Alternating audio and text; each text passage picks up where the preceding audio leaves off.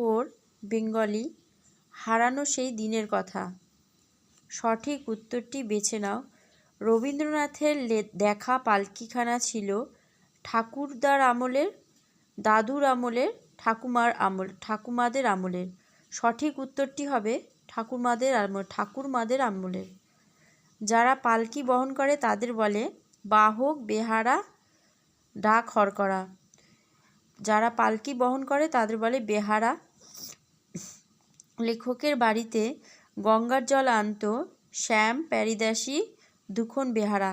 লেখকের বাড়িতে গঙ্গার জল আনত দুখন বেহারা।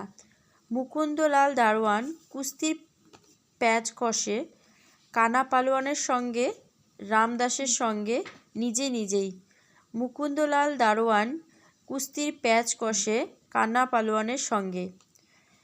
বিশ্বনাথ একজন শিকারী, দারোয়ান শ্যাকরা। বিশ্বনাথ একজন শিকারী। এক কথায় উত্তর দাও।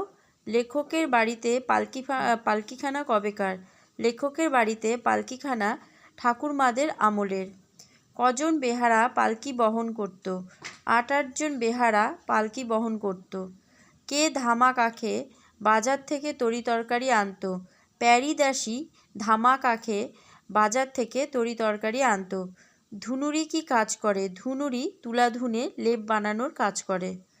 আব্দুল মাঝি কাকে ইলিশ আর কচ্ছপের ডিম এনে দিত?